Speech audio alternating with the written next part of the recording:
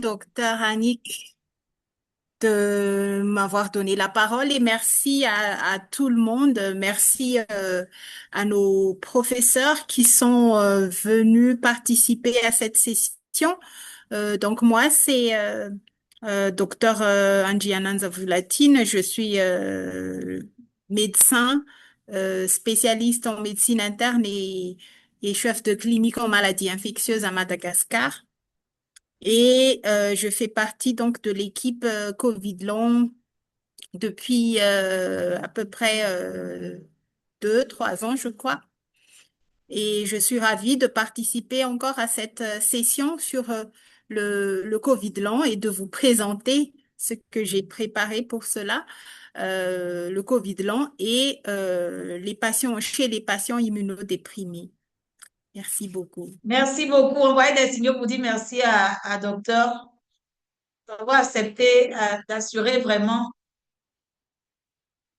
et jouer le rôle d'expert à cette séance. Merci infiniment à vous. Nous allons rapidement présenter l'agenda. Ceux qui n'ont pas pu se présenter, veuillez mettre votre nom, prénom, votre lieu d'exercice et votre fonction dans le chat.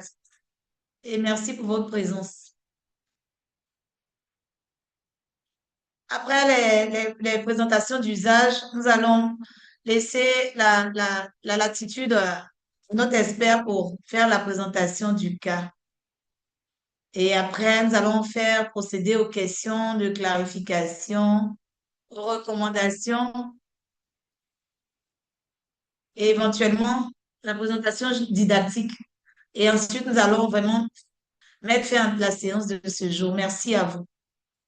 Nous allons, comme d'habitude, rappeler les consignes pour la session écho.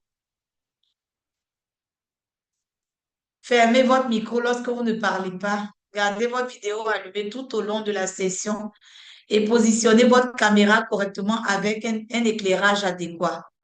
Lorsqu'on vous demande de vous présenter, activez votre micro et dites votre nom, le nom de votre organisation et votre lieu d'exercice. Lorsque vous avez la parole, gardez votre téléphone portable en mode silencieux. Assurez-vous d'avoir un débit Internet suffisant. Pour les questions, levez la main physiquement ou utilisez les fonctions de lever la main du Zoom. Ne divulguez pas d'informations de santé protégées et d'informations personnellement identifiables. Pour les problèmes de Zoom, veuillez échanger dans le chat avec notre IT. Veuillez entrer votre nom et le nom de votre organisation dans le chat du Zoom.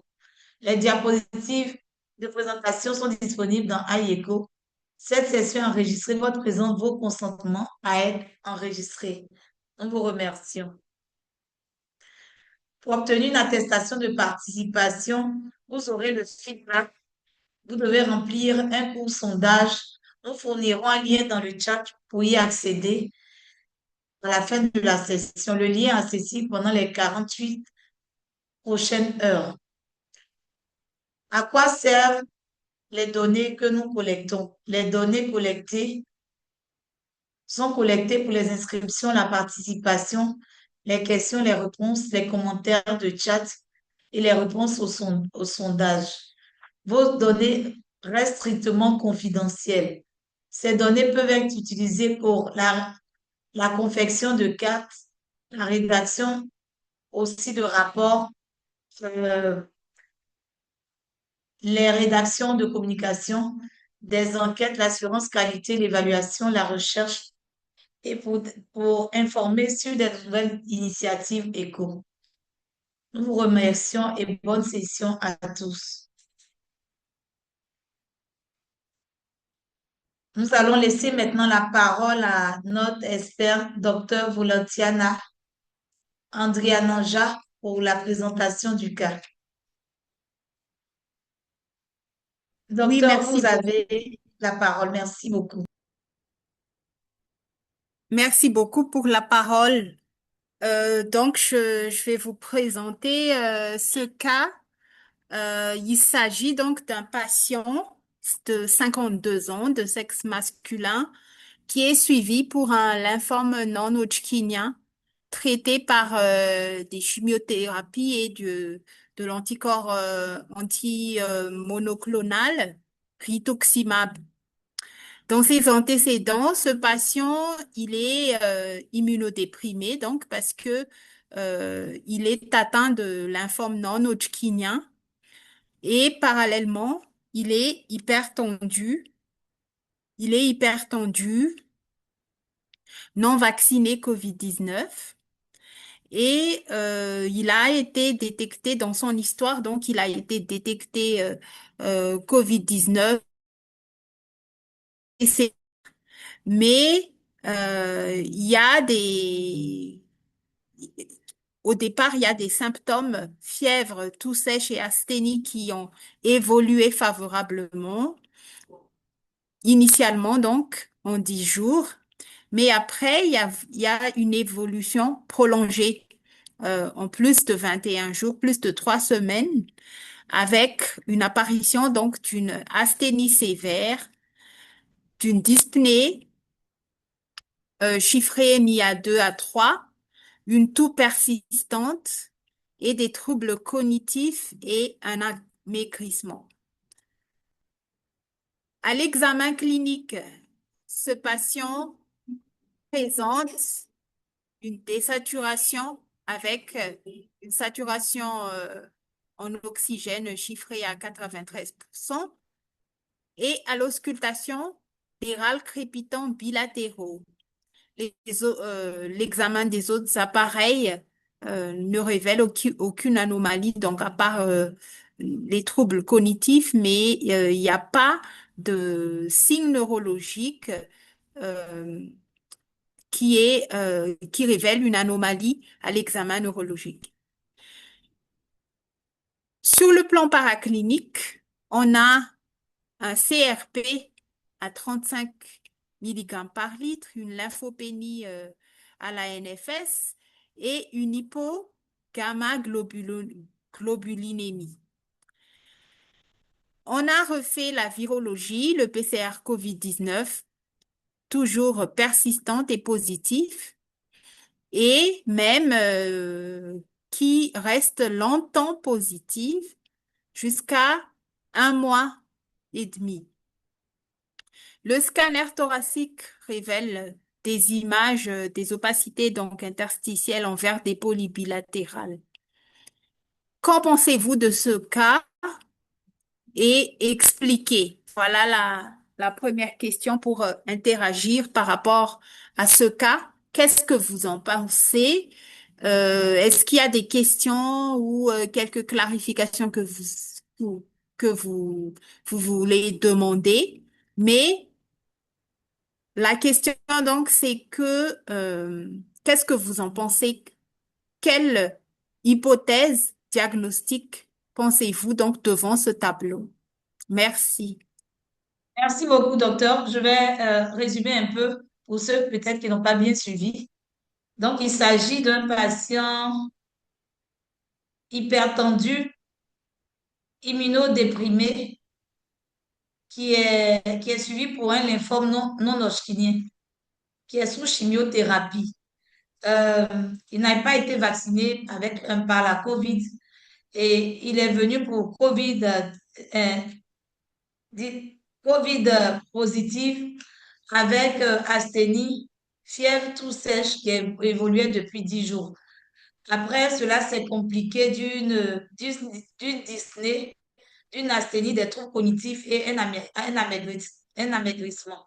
L'examen clinique a montré des râles crépitants bilatéraux, une saturation à 93 et l'examen paraclinique, on a eu CRP à 35 mg par litre, une lymphopénie, une hypogamma-globulinémie et au niveau du scanner, on a eu une image en verre dépoli bilatéral. Et au bout de 40, en cours d'évolution, la CRP était encore positive et le patient a bénéficié d'une oxygénothérapie, une immunoglobulinothérapie. Et le, le professeur vient de poser la question de savoir qu'est-ce que vous pensez de ce terme. Merci beaucoup. Professeur, je ne sais pas si j'ai été fidèle au résumé de ce cas. Oui, tout à fait. Merci beaucoup, docteur Annick. C'est Merci bien beaucoup, ça. sir. Oui, vous avez bien transmis les différents éléments de ce cas clinique. OK. Vous avez la parole pour les questions. Qu'est-ce que vous pensez de ce cas?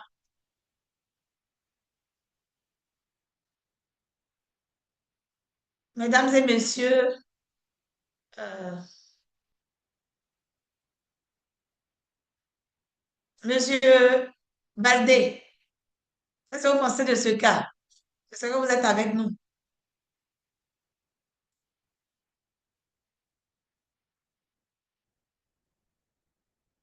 Monsieur Baldé, vous êtes avec nous?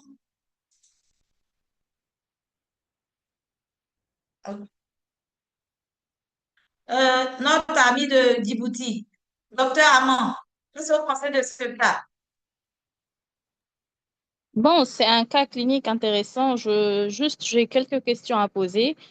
Pour les troubles cognitifs, j'aimerais bien savoir, est-ce qu'un trouble ionique ou quelque chose d'organique a été éliminé, vu l'antécédent de lymphome et tout? Et pour les COVID qui est persistant, euh, les râles crépitants, les COVID qui est persistant, est-ce que c'est pas en rapport avec l'immunodépression qui présentent notre patient? Merci beaucoup, docteur Amand. Professeur, il y a des questions de clarification. Docteur Oui, Olentiana, question de oui, clarification. OK. merci pour la question. Apparemment, les autres bilans paracliniques sont normaux. Donc, il n'y a que les anomalies qui ont été mentionnées ici. CRP 35, lymphopénie, hypogammaglobulinémie, ce qui élimine donc les bilans métaboliques sont tous normaux. Et la deuxième question, c'est par rapport à la COVID-19 qui persiste. C'est quoi déjà la question? Pouvez-vous me rappeler? Euh, docteur Amand, vous pouvez reprendre la question? La deuxième question. La deuxième Merci. question, c'est en rapport avec les déficits immunitaires que notre patient présente. Est-ce que c'est pas ça qui explique la persistance de l'infection au COVID-19? Merci. Oui. Oui, justement, hein, c'est l'objet de notre discussion aujourd'hui. Les patients immunodéprimés, ils ont donc cette tendance évolutive de la PCR COVID-19 qui persiste. Et on peut même avoir une infection qui reste toujours active. Et on peut même ne pas avoir de, de syndrome post-Covid comme chez les immunocompétents, mais plutôt une infection qui est très, très prolongée, une infection active qui est prolongée. Et cette infection active va être déterminée par le PCR. Donc, si on suspecte la persistance de l'infection à COVID-19, il faut toujours faire le PCR pour voir si l'infection reste toujours active. Oui, oui, c'est bien ça. Merci, docteur. Monsieur Mouktar, est-ce que vous avez des questions de clarification? Monsieur Mahamad, question de clarification. Monsieur Non, non, Sidibé, non, merci, madame. OK, il C'est n'y a bien. pas de questions. OK. Y a-t-il d'autres questions? Qu'est-ce que vous pensez de ce cas? Monsieur Fadil, est-ce que vous avez des questions? Qu'est-ce que vous pensez de ce cas qui a été présenté? S'il y a des questions de clarification.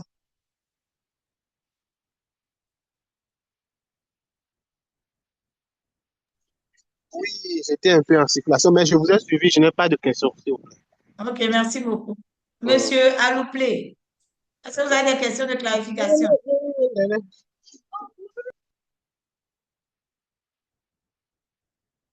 Monsieur Alouplé, vous êtes avec nous? OK.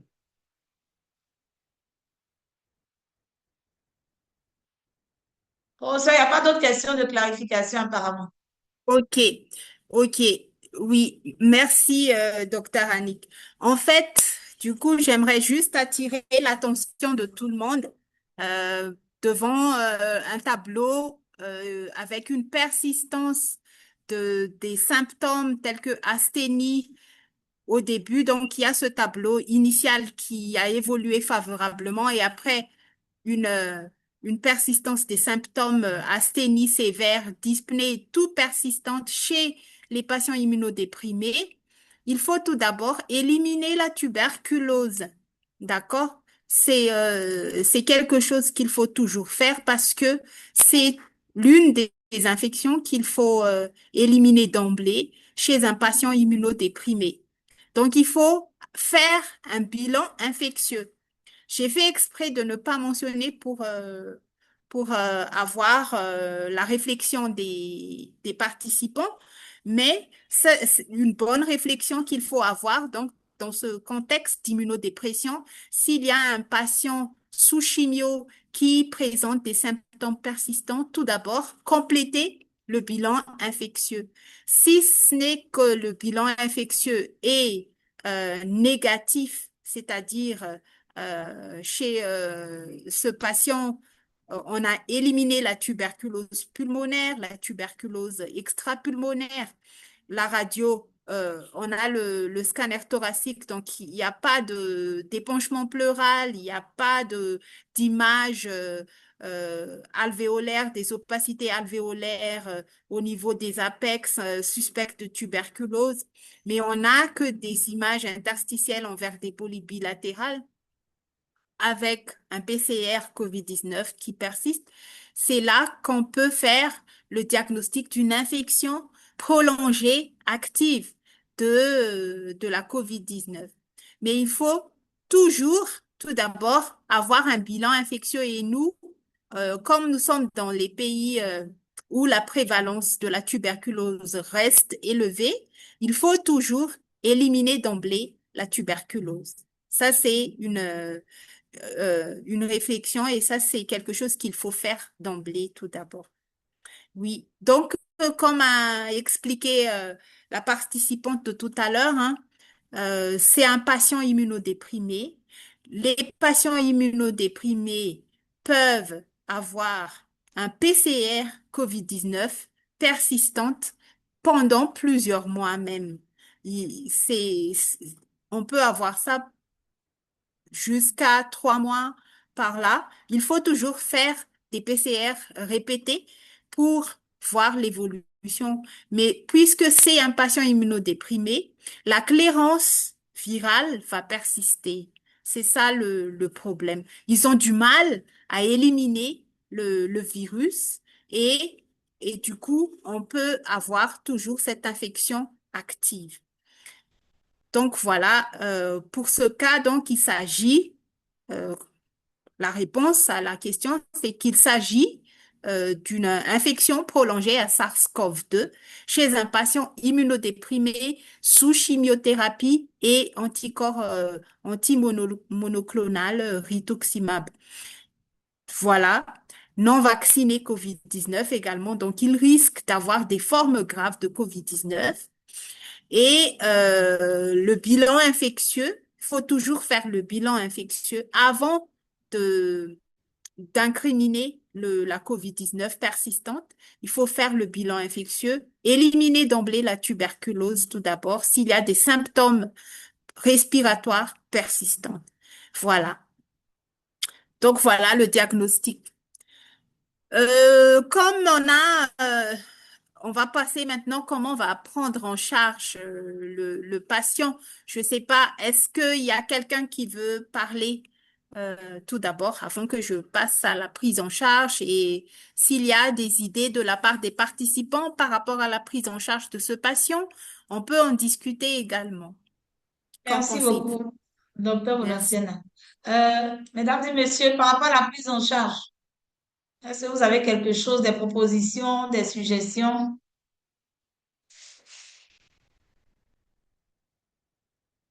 Monsieur, Madame Sako Priska.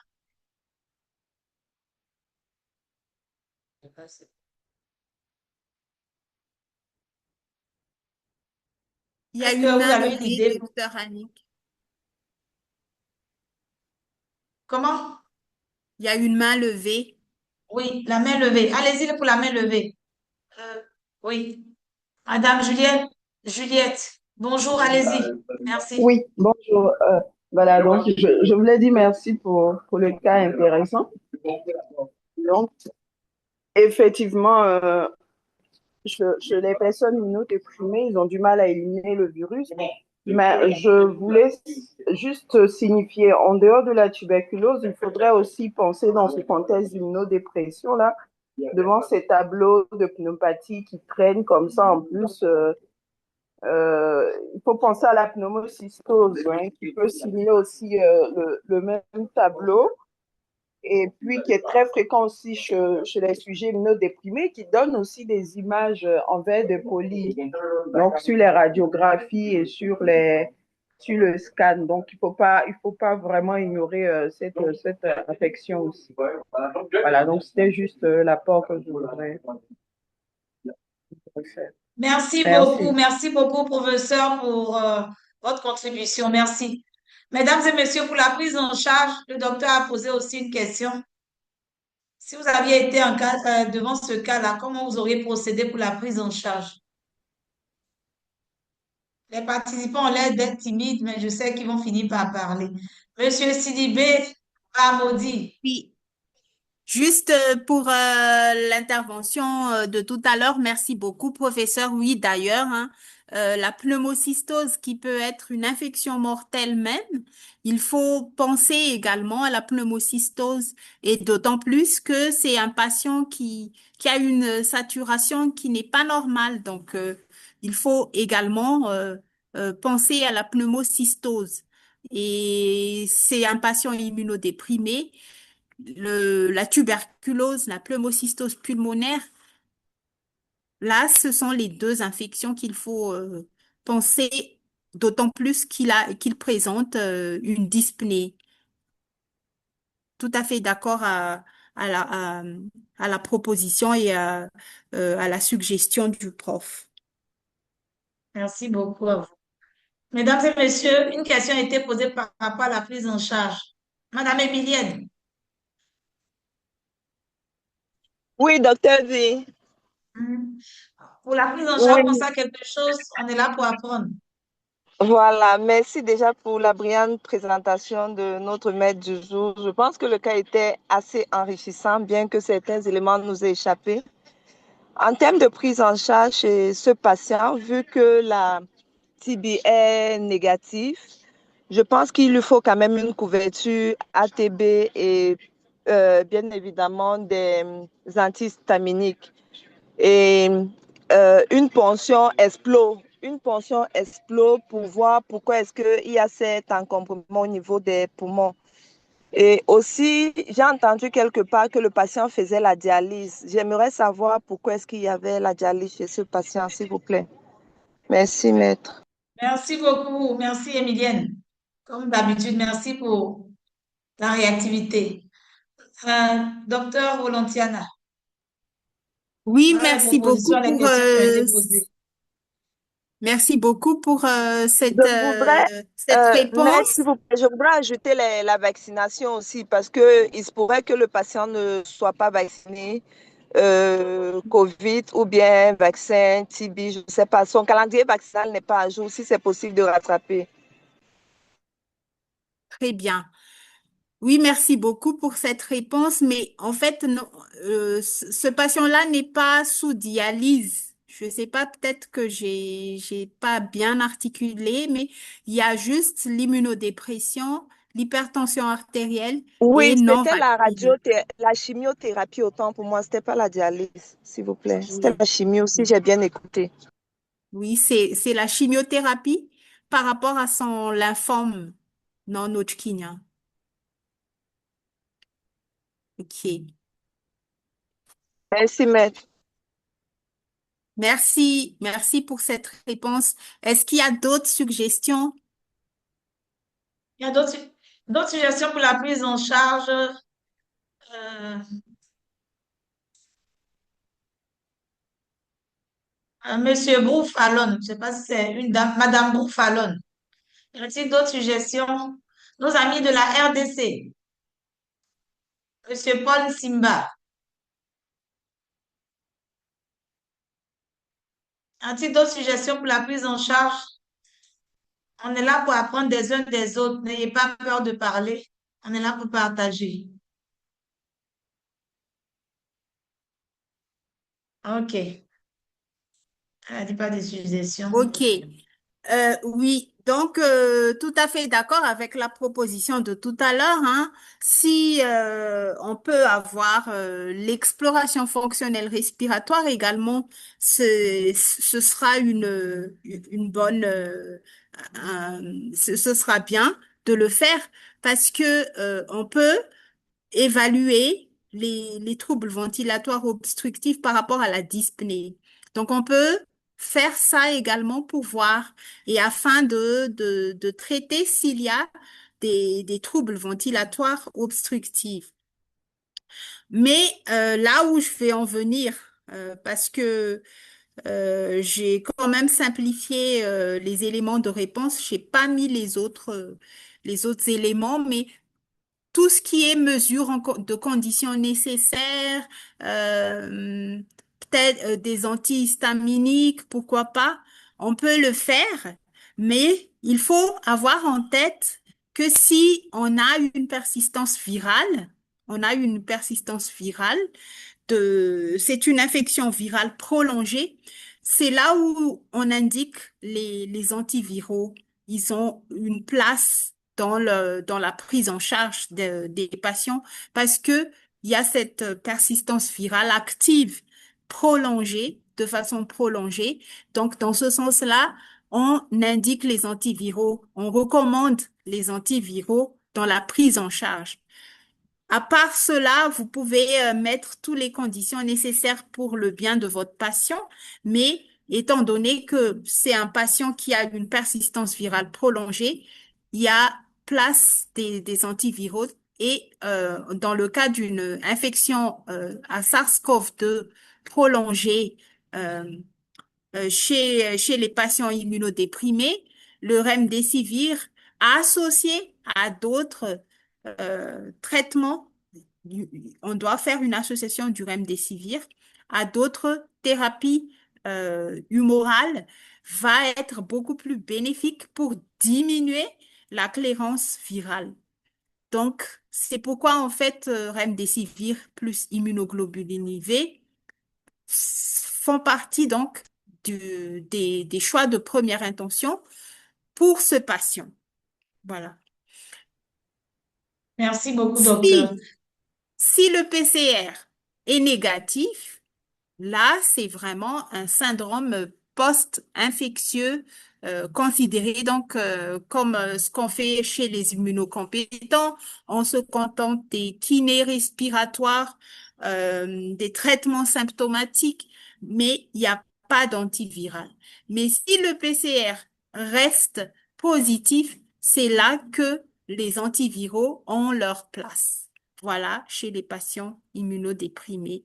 Donc, oxygénothérapie, parce que c'est un patient qui a une saturation à 93%, avec des râles crépitants. Bien sûr, on peut euh, euh, traiter également par des antibiotiques, parce que c'est un patient immunodéprimé, il risque toutes les infections, il faut traiter la pneumocystose par la cotrimoxazole ou l'atovaquone également en traitement de deuxième intention.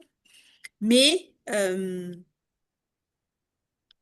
il faut penser à mettre les antiviraux quand on a un PCR COVID-19 positif et prolongé. Voilà. Merci beaucoup. Si les chers maîtres connectés ont des contributions, professeur Andri, professeur Harry Boulabula, professeur Crawford aussi.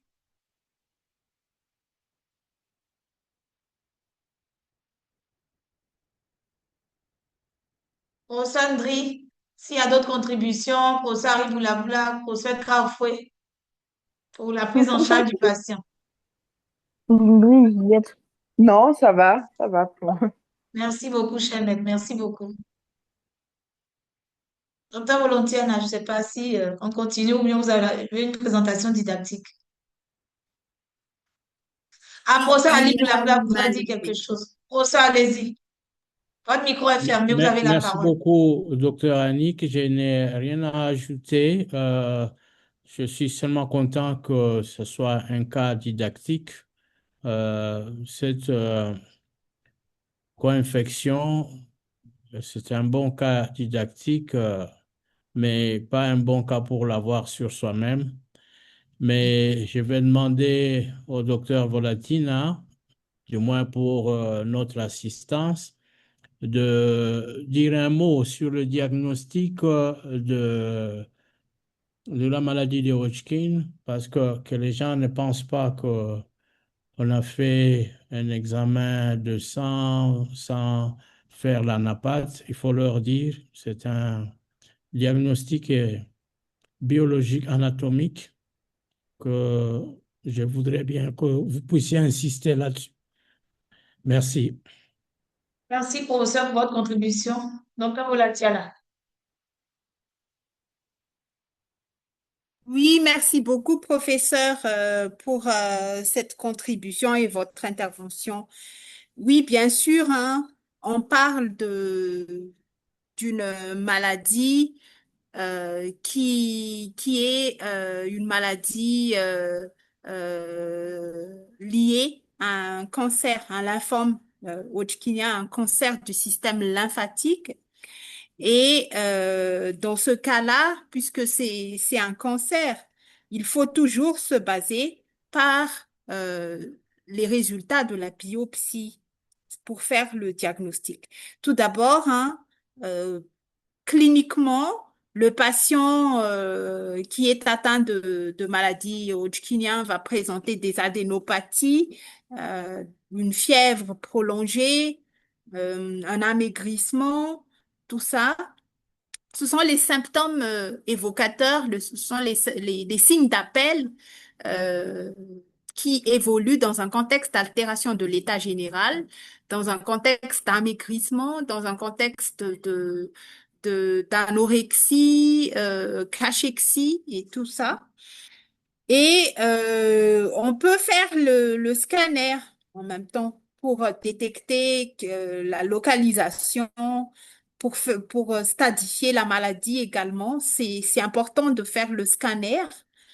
Et la biopsie ganglionnaire va donc préciser euh, la mise en évidence des cellules malignes au niveau du système lymphatique et voire même l'immunohistochimie, si c'est accessible. Pour nous, à Madagascar, on doit envoyer en France l'examen immunohistochimique parce que c'est pas euh, accessible ici.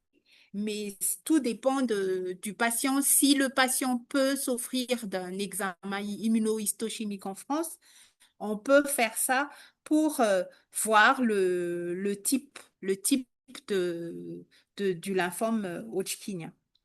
Voilà, je ne sais pas s'il y a d'autres rajouts venant du prof Ali. Je ne sais pas où je... Ok, Merci. merci, docteur Volatiala. Docteur, je pense qu'il ne faut pas aussi oublier de vérifier son volet nutritionnel afin qu'il ne tombe pas dans la malnutrition vu son état clinique. Oui, par rapport à ce patient, c'est vraiment important également ce volet nutritionnel. En fait, chez un patient immunodéprimé, on peut voir dans tous les aspects, hein. Il faut vraiment voir dans tous les aspects quand on est devant un patient immunodéprimé. Il y a il faut chercher appareil par appareil toutes les infections et prendre en charge selon les différents aspects. Il y a le volet nutritionnel, le volet psychologique également, parce que c'est un patient qui souffrent d'une maladie chronique avec un état d'immunodépression sévère, tout ça, il faut vraiment y penser en fait. Oui, merci beaucoup.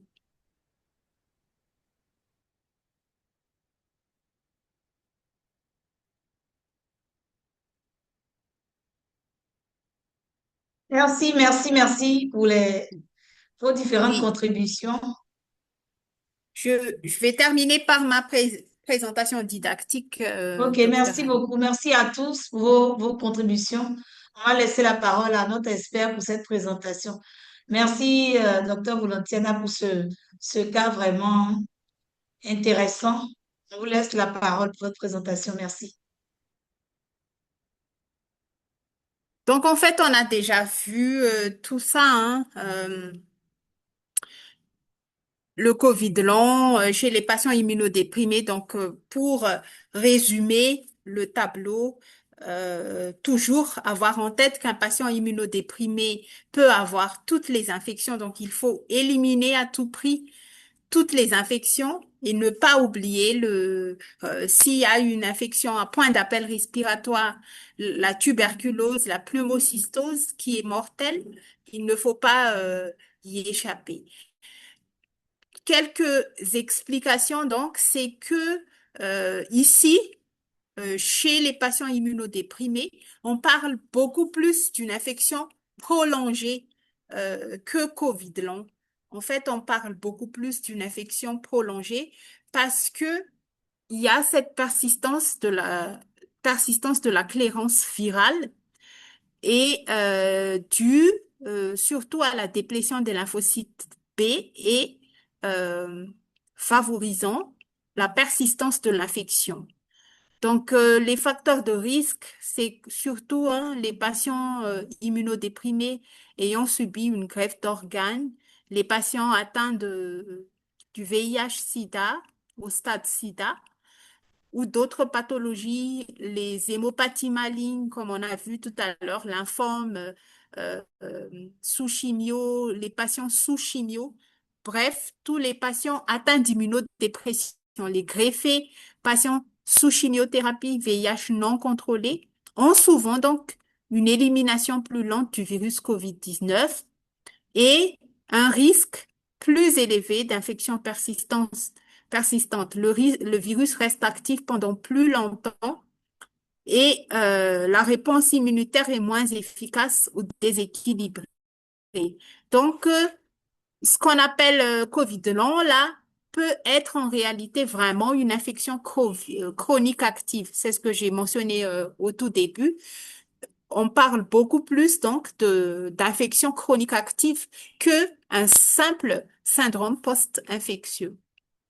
Donc, il y a ces critères, les critères de diagnostic par rapport à l'infection prolongée de, ces de SARS-CoV-2 chez les patients immunodéprimés.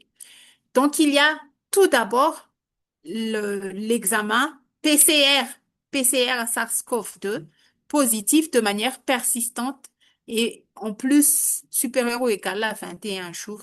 Ça, c'est très important. Dans le cadre d'un patient immunodéprimé, il faut faire le PCR. Il faut faire même un PCR répété.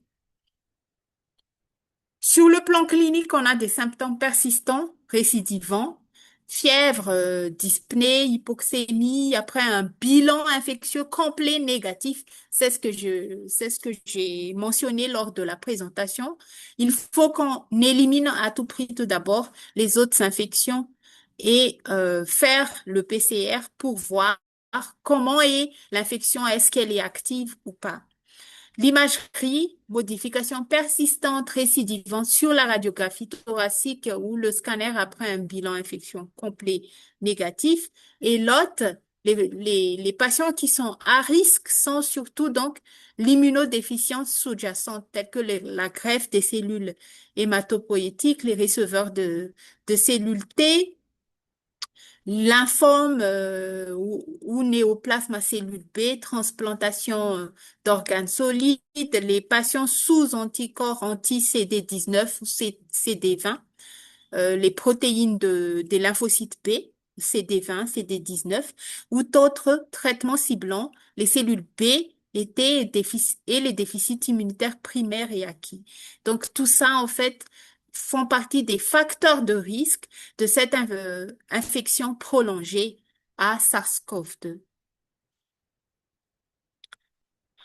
Donc, les particularités cliniques sont certains patients restent PCR positifs très longtemps et plusieurs mois. Le virus même peut muter au cours du temps et ça crée un problème de prise en charge parce que à cause de cette mutation, on peut avoir une résistance aux antivirales qu'on indique.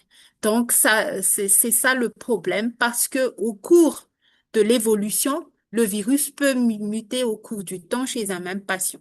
Le risque des complications également est plus élevé. On peut avoir une pneumonie prolongée, des atteintes multiviscérales.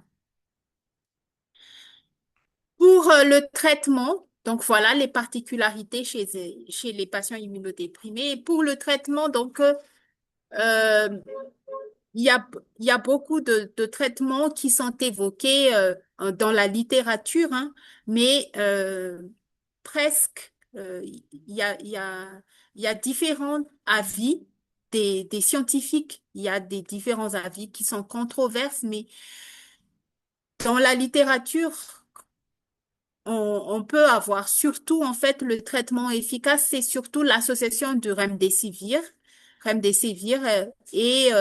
la thérapie humorale passive, telle que le plasma convalescent, c'est-à-dire on prend un plasma d'un patient qui est guéri pour transfuser chez le patient euh, qui est malade, parce que ce plasma est, étant donné, riche en anticorps spécifiques, anticorps neutralisants, qui va donc diminuer l'infection chez le patient malade. Ou bien association remdesivir ou anticorps antimonoclonal. Donc voilà les deux schémas thérapeutiques que j'ai vus qui ont donné beaucoup plus de résultats significatifs. Comme ici, si on fait une comparaison remdesivir plus autre traitement versus remdesivir seul, la plus efficace, pardon, c'est l'association remdesivir et plasma convalescent ou anticorps antimonoclonal. Ça va permettre de diminuer en 7 à 14 jours la virémie. Donc, les antiviraux sont recommandés. Pourquoi? Parce que le virus reste actif. Le virus reste actif et là, il y a une place à l'administration des antiviraux. Remdesivir, association remdesivir en cure prolongée à d'autres thérapies humorales passives, utilisées même plus longtemps. Donc, ça dépend de l'évolution de la maladie ou antiviraux, association remdesivir et anticorps monoclonaux, ou bien des ajustements des traitements immunosuppresseurs.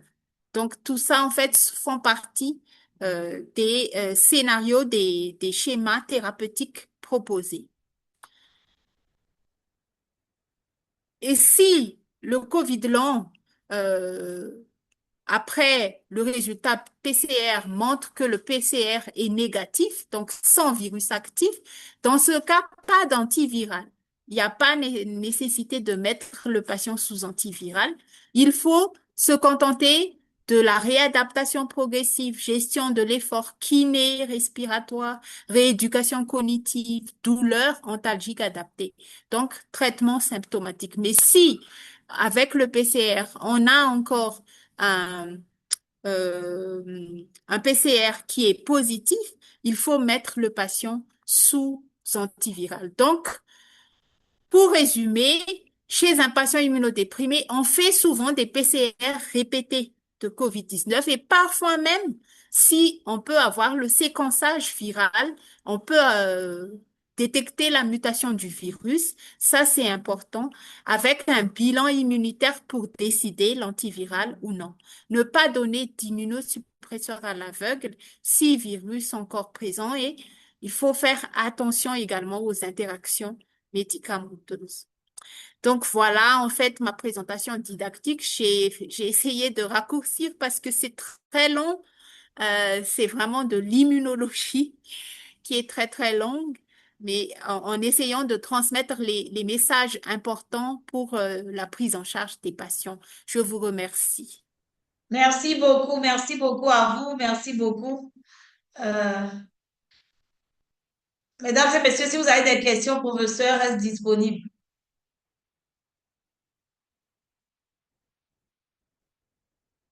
Docteur Emilienne, y a-t-il des questions? Non, docteur V. J'ai envie de savoir combien de jours le patient a fait à l'hôpital, s'il vous plaît. Je n'ai pas eu Merci la beaucoup. précision sur ça. Merci. Combien de jours?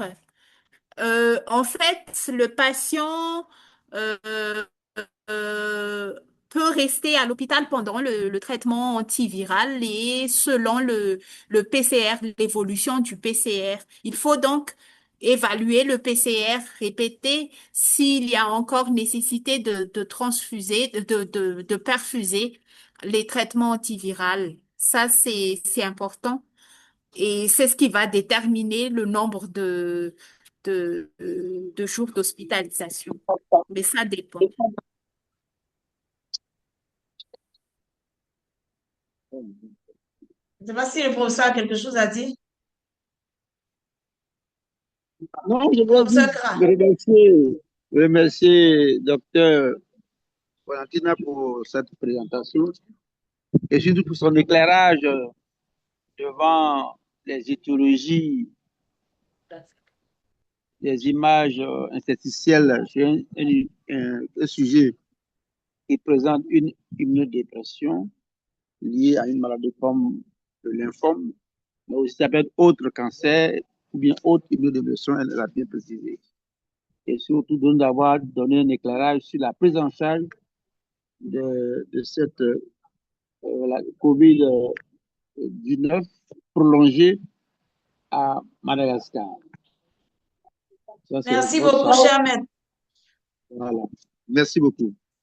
Donc, s'il n'y a pas d'autres questions, on va vous mettre à disposition le feedback. Envoyez des signaux pour dire vraiment merci à Rochelle Volatiana, Dr. Volatiana, pour cette belle présentation, pour ce cas clinique qui nous enrichit sur la prise en charge COVID-19 associée sur un terrain immunodéprimé. Merci infiniment. Vous avez le feedback. Mesdames et messieurs, faites le feedback avant de partir. Merci à tous pour votre présence. Merci à nos chers maîtres qui ont apporté leur contribution. Professeur Ntri, on a un autre cher maître d'un autre pays et on a professeur Ali Boulaboula de la RDC. Merci à notre coordonnateur scientifique.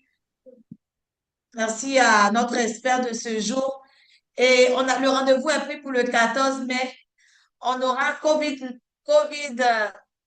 associé, COVID long associé à Mpox. Donc, nous souhaitons que vous soyez vraiment présents, invitez vos amis et faites vraiment le feedback avant de partir. Envoyez vraiment des signaux pour dire merci à notre expert. Infiniment merci, docteur, pour Oui, cette merci brillante beaucoup, docteur présentation. Annick. Merci J'ai à vous. entendu le professeur Oufoué Akra, il m'a posé une question par rapport à le cas de Covid long chez les patients immunodéprimés à Madagascar, c'est bien ça? Non, c'est pas une question, je crois que c'était une contribution plutôt. Je Ok. voulais vous Il va féliciter montrer pour la votre... prise en charge du COVID prolongé à Madagascar. Votre expérience, c'est ce que j'ai dit. Ah, ok. Ah, merci. Ok. Euh, Oui, merci beaucoup, professeur. En fait, dans notre pays, c'est encore difficile de prendre en charge les patients immunodéprimés et qui ont une infection chronique prolongée. C'est très difficile parce que on est très limité en termes d'accès aux antiviraux. Ce qu'on fait, hein, si le patient peut être transféré en France, Là, on peut expliquer, on explique toujours, hein. On explique toujours aux patients euh, le problème, son état de santé et comment ça va évoluer et tout ça. La plupart des temps, ils sont surtout transférés et suivent des soins médicaux en France parce que on est très limité en termes de plateau technique et d'accès d'antiviraux ici. On n'a même pas de remdesivir.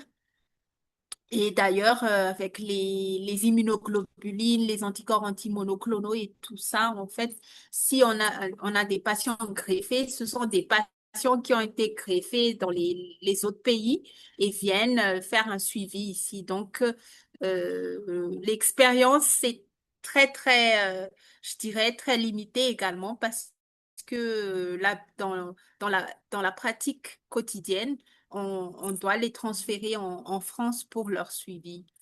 Merci. Je ne sais pas dans les autres pays comment ils font, mais c'est Merci beaucoup, assez docteur. lourd. Oui, merci. Merci beaucoup, docteur. Merci Merci beaucoup. pour cette honnêteté scientifique. Merci. Merci beaucoup. OK. Mesdames et messieurs, n'oubliez pas de faire le feedback.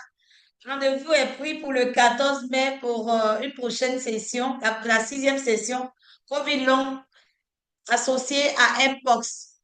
Faites le feedback. Vraiment, infiniment merci à tous nos professeurs, tous nos chers maîtres. Merci à Dr. Boulentiana pour cette brillante présentation et pour ce cas clinique. Merci beaucoup. Merci à vous. Faites le feedback avant de partir et vraiment bon retour dans vos différentes familles. Faites le feedback. Le feedback est là dans le lien, avec le lien. Merci.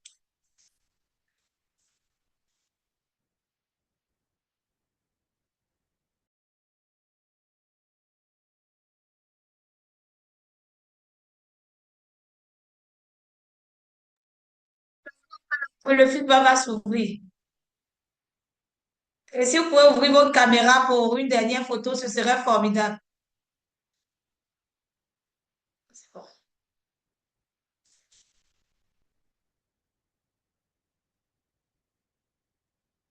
Ouvrez vos caméras pour des photos de famille. Merci. Et faites le feedback. Le feedback va être envoyé encore dans vos mails. Donc, nous comptons sur vous vraiment pour faire le feedback. Merci beaucoup. Merci, c'est gentil. On se voit. Merci beaucoup. Merci. Docteur Emilienne, merci. Merci à tous.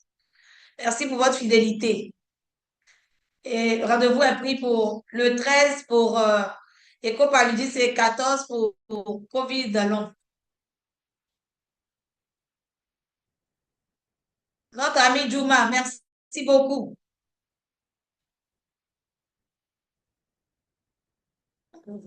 Merci beaucoup, monsieur le docteur Moussi. Le feedback est accessible. Hein. Allez-y pour faire le lien accessible. Faites le feedback avant de partir. Merci. Merci.